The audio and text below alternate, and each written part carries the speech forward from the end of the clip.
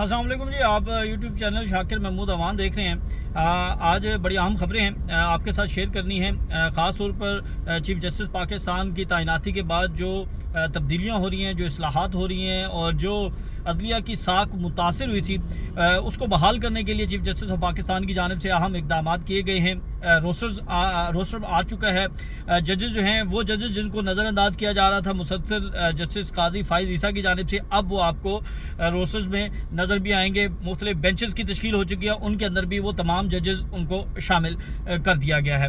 सबसे पहले आज हम बात करते हैं कि 9 मई से लेकर अब तक पाकिस्तान तहरीक इंसाफ के 10,000 से ज़ायद कारकुनान को, रहनुमाओं को गिरफ़्तार किया गया और उसके हवाले से बैरिस्टर तैमूर ने कुछ आदाद शुमार मेरे साथ जारी किए हैं। उन्होंने बताया है कि 10,000 से ज़ायद जो पाकिस्तान तहरीक इंसाफ के कारकुनान थे उन्हें गिरफ़्तार किया गया 9 मई से और अब तक, और 99% कारकुनान को जो है वो रिहा करवा लिया गया। इसके साथ साथ वो ये बताते हैं कि अक्टूबर में यानी रवा माह के अंदर जो है वो पाकिस्तान तहरीक इंसाफ के 3,000 से ज़ायद कारकुनों को, रहनुमाओं को मुख्तलिफ एहतजाज करने पर, मुजाहरों पर जो है वो गिरफ़्तार किया गया है। चादर चारदीवारी का तकद्दुस पामाल किया गया है और 150 से ज़ायद मुकदमात का इंदराज किया गया है। और इसके साथ साथ 621 अफराद जो हैं वो ऐसे हैं जिन्हें मुख्तलिफ, यानी 3,000 एक अलहदा फिगर है, 621 का एक अलहदा फिगर है। ये तमाम लोगों को जो है वो गिरफ़्तार किया गया और उनको रिहा करवाने के लिए मुल्क भर में पाकिस्तान तहरीक इंसाफ के जो लॉयर्स हैं वो बड़ा ज़बरदस्त काम कर रहे हैं। यानी जो नामवर वकला हैं वो तो आपको नज़र आते हैं, सलमान अकरम राजा नज़र आते हैं, लतीफ़ खोसा नज़र आते हैं, बैरिस्टर तैमूर नज़र आते हैं, फैसल चौधरी भी थे, इंतज़ार पंजोता और दीगर जितने भी नाम हैं अहम, ये तो आपको हमेशा नज़र आते हैं। लेकिन कुछ ऐसे गुमनाम हीरोज़ हैं वकला के अंदर जो कि 9 मई के बाद अब तक जो है वो केसेस लड़ रहे हैं, फ्री ऑफ कॉस्ट लड़ रहे हैं और जो पाकिस्तान तहरीक इंसाफ के कारकुनान हैं, जो सियासी कायदी हैं, उनको लीगल मुआवनत जो है वो फ्राहम कर रहे हैं। बैरिस्टर तैमूर ने बताया है कि 100 से ज़ायद जो मुकदमात थे उनमें इमरान खान की और शाह महमूद कुरैशी की जो है वो ज़मानतें हासिल कर ली गई हैं। इसमें जो साइफर केस है वो भी जीत लिया गया है, मखसूस नशिस्तों वाला केस जो है वो जीता है। बुशरा बीबी, अलीमा खान, उज़मा खान, उनकी ज़मानतें जो हैं वो शामिल हैं, उनकी रिहाई को यकीनी बनाया गया है। इसके साथ साथ जो मुख्तलिफ पाकिस्तान के मुख्तलिफ शहरों के अंदर वकला हैं जो काम कर रहे हैं, उनके कुछ नाम जो हैं वो सामने आए हैं, जिनके अंदर जो है आमना अली हैं, आसिम बेग हैं, राजा कमर हैं, सरदार मसरूफ़ हैं, तनवीर राजपूत हैं, राजा अंसर हैं, तल्लत रिजवान हैं। यानी ये इस्लामाबाद के वकला हैं और इनके साथ और दीगर वकला भी शामिल हैं।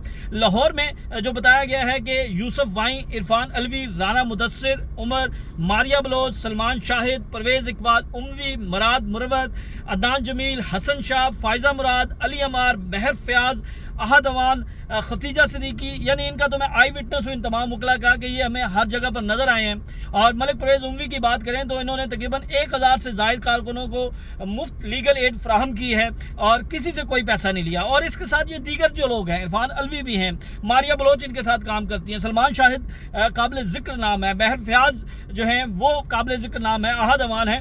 ये तमाम लोग वो हैं जो कि फ्री लीगल एड जो है वो फ्राहम कर रहे हैं और इनमें एक नाम जो है वो फायजा मुराद का है। मैं इनकी हिम्मत को सलाम पेश करता हूँ। यानी इनके जो ससुर हैं वो मिलिट्री कोर्ट्स में हैं, ये खुद जो है वो पाबंद सलासल रही, इनके हस्बैंड पाबंद सलासल रहे, लेकिन इसके बावजूद ये अभी तक डटी हुई हैं, ये अभी तक जो है वो लीगल एड फ्राहम कर रही हैं और हर जगह पर हमें सरे फहरिस्त नज़र आती हैं। मुल्तान के अंदर अगर बात की जाए तो बिलाल शहबाज, सारा अली सैयद, अंसर धराला, अब्दुल रऊफ नियाजी, अब्बास जैदी, इमरान सुलहरी, एहतशाम खान और दीगर वकला शामिल हैं। बहावलपुर और डेरा गाजी खान में सादिक जोया, कलीमुल्लाह हाशमी, फारूक अवान, साकिब तारिक, सफूरा सैयद जो हैं और इन समेत दीगर वकला शामिल हैं। रावलपिंडी की बात की जाए तो फैसल मलक, शौकत सिद्दीकी, आदिल खान, जवाद असगर, हसनैन सुंबुल, अवैस यूनस अवान और बहुत से दीगर वकला शामिल हैं। फैसलाबाद में अली जमान और जो फैसलाबाद के अंदर चंगेज़ काकड़ हैं, जबकि अली जमान और उनकी टीम जो है वो पेशावर के अंदर है। कराची में अली ताहिर हैं, हसनैन चौहान हैं, दीगर और मियाँ वाली, गुजरांवाला, सरगोदा और अटक जैसी जगहों पर भी लातादाद वकला मौजूद हैं। ये बताया जा रहा है कि इन नामों में पार्टी की लीगल कमेटी मेंबरान और दीगर नाम और वकला के नाम जो हैं वो शामिल नहीं हैं, जो पहले ही सब को मालूम है। यकीनन बहुत से मेहनती वकला हैं जिनका किरदार जो है वो बड़ा अहम है। इसके साथ से ये बताया गया है कि जो मिलिट्री कोर्ट्स के अंदर 86 جو قید ہیں اسیران ہیں ان کو جو ہے وہ ان کو بھی لیگل ایڈ جو ہے وہ فراہم کی جا رہی ہے. تو یہ ساری چیزیں جو ہیں وہ پاکستان تحریک انصاف کی جانب سے اس وقت سامنے نظر آ رہی ہیں. اور دوسری جانب اگر ہم بات کریں چیف جسٹس آف پاکستان, ان کی تعیناتی کے بعد جو ہے وہ بہت سی چیزیں جو ہیں وہ تبدیل ہوئی ہیں. یعنی پریکٹس اینڈ پروسیجر کمیٹی جو ہے, پرانی کمیٹی جو ہے وہ بحال کر دی گئی ہے. اس کے ساتھ ساتھ جوڈیشل کمیشن کا اجلاس جو ہے وہ بھی طلب کر لیا گیا ہے. فل کورٹ ریفرنس جو ہے وہ بھی طلب کر لیا گیا ہے. یعنی جو جسٹس سید منصور علی شاہ نے 2 مطالبات رکھے تھے, ایک تو انہوں نے پریکٹس اینڈ پروسیجر کمیٹی کے اوپر تحفظات کا اظہار کیا تھا, وہ ان کا دور کر دیا گیا ہے. فل کورٹ ریفرنس کے حوالے سے انہوں نے بات کی تھی, وہ بھی جو ہے وہ مکمل کر دیا گیا ہے. تو اب آنے والے دنوں میں آپ بہت سی تبدیلیاں دیکھیں گے. وہ ساکھ جو قاضی فائز عیسیٰ کی وجہ سے بہت زیادہ متاثر ہوئی, جسٹس یحییٰ فریدی نے آتے ہی پہلے دن سے اس کے اوپر جو ہے وہ کام شروع کر دیا ہے.